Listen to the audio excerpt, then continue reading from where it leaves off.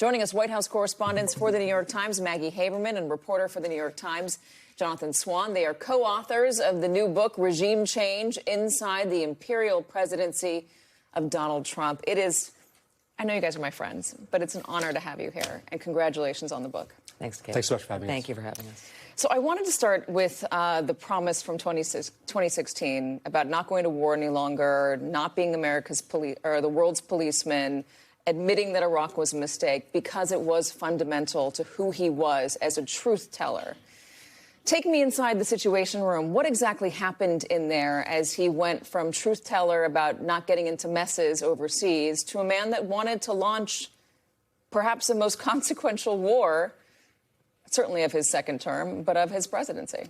There's two aspects to this, Katie, in our reporting, and we lay it out in the book. But one is the fact that Bibi Netanyahu, joined this first Situation Room meeting that we describe on February 11th, which was extraordinary in and of itself. And a very small group of Trump's advisors were there. They were, in part, keeping the circle as small as possible to avoid leaks. But Netanyahu lays out these scenarios of what could be achieved with a stronger Middle East campaign. And Trump's advisors all knew this was coming. Trump's own circle thought, including his CIA director, his Secretary of State, they analyzed Netanyahu's presentation over the course of the next day and said that it was, according to John Ratcliffe, the CIA director, that the regime change scenarios were farcical. Marco Rubio was far more explicit and called them BS, but said the word. They warned the president that, what Netanyahu was suggesting, there were aspects that could work, but not regime change. Trump said, regime change would be their problem, and that's fine. And this moves on, ultimately, with the war you see. Trump was always far more hawkish about Iran than his aides believed, than his base certainly believed, based on what he said. And he believed that he could do certain things. He thought this was going to move quickly. And he thought that his base would believe him. And what we have seen, and this is part of what the book shows, this is a story of hubris in many ways, of the last, the first 14 months of this administration, where Trump survives, one political malady after another, one trial, one indictment, two assassination attempts. He believes that he can get through anything. And what he says to Tucker Carlson at one point about going to war is, it'll be okay. And I'm paraphrasing, but because it always is. And that was what he expected. Yeah, I have that here. I don't think there's ever been an American president as powerful as I am. His hubris is what drives him. Why does he? I mean, Maggie laid out some of it, the surviving assassination attempts, the winning elections when everybody said you cannot win an election. He had just accomplished a feat in Venezuela. Extracting Maduro down there. But still, he has people around him who are laying it out. And he had Tucker Carlson pretty vociferously pushing back and saying, this is your presidency on the line. Why does he never take anyone else's advice? Well, I think it's two things. Number one, there was actually only one person in his inner circle who was being forceful about saying this is a bad idea, really arguing the case against it. And that was the vice president, J.D. Vance. And that cost him with Trump, actually irritated Trump. He didn't like to hear it. There was actually no one on the senior team who thought this was a good idea. The closest to that, to thinking it was a good idea, was, from our reporting, was probably Pete Hegseth. But everyone had their own concerns about it. No one was forceful in the lead up to the war about expressing those concerns. The chairman of the Joint Chiefs of Staff, Dan Kane, as we have in our reporting, he absolutely laid out the risks, but he did not see it as his role to go the next step further and say, as your principal military advisor, I'm telling you I think this is a bad idea, even though people around him told us that that was exactly what they believe he thought. So it was two things. When you build a team around loyalty, when you assemble a team on that criteria, guess what? You get people who are much more deferential to you, much less willing to tell you that what you're doing in their view is wrong. Does he believe he's invincible? I can't get into his mind, but certainly based on everything that he was saying to us, he has behaved that way for quite some time. And one of the most, you raised this quote about, his power that he said to Tucker Carlson, that led to a question that we asked him about his own power. And, we can talk more about that later, but he feels as if he can do things that nobody else can do. And guess what? when the Supreme Court confers immunity on you, and he said that I'm immune, he came in this term. Once he survived the 4 indictments, the 2 assassination attempts, the level of confidence that he brought into the office. I mean, every American president, I think hubris comes into the equation when you're in charge of the world's most powerful economy, military, whatever.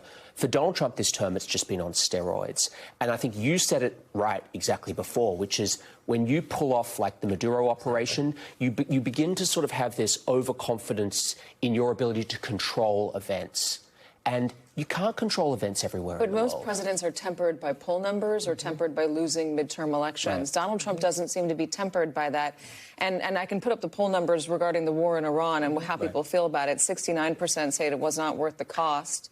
After the peace deal, the U.S. position with Iran is weaker, and Trump's approval rating is now at 34%. These are not good numbers.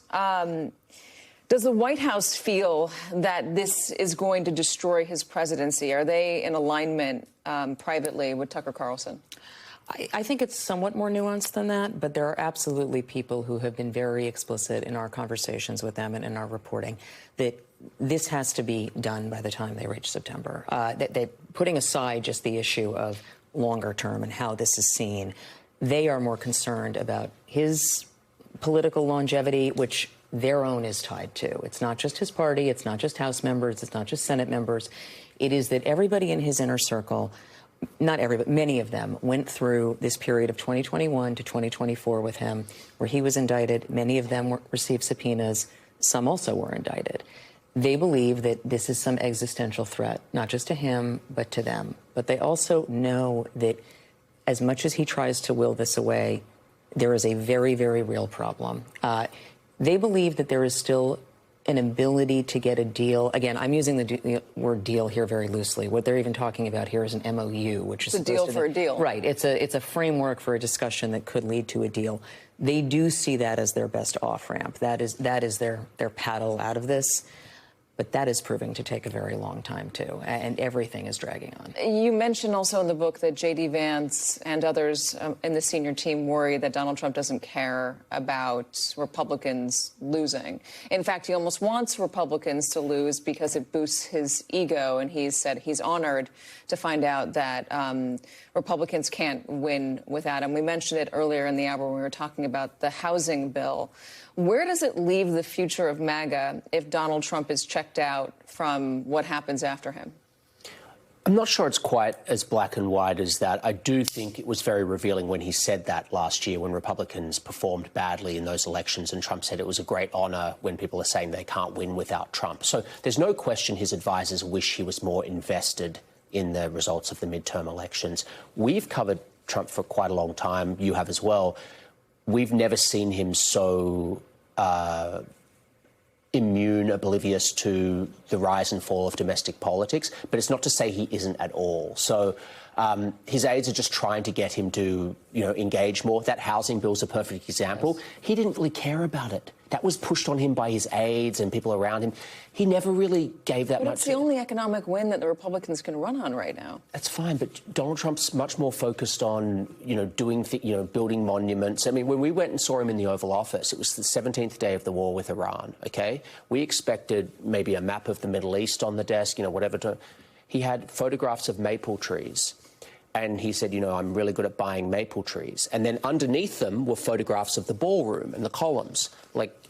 That's kind of where his head's at. That's my question of what is his focus on? It's focused on dropping bombs in Iran, then maybe making a deal. And then it seems to be very domestic in the sense of him remaking Washington and the White House in his image. This jumped off the page to me when I read it. One morning, Press Secretary Caroline Leavitt entered the Oval Office to find Donald Trump clutching a tube of super glue and attempting to affix gold decorations to the marble fireplace mantel, as he was known to prefer his own aesthetic handiwork to anyone else's. The sight of the president squeezing glue onto gilded appliques and mounting them on the wall himself surprised no one in his inner circle. What's his focus?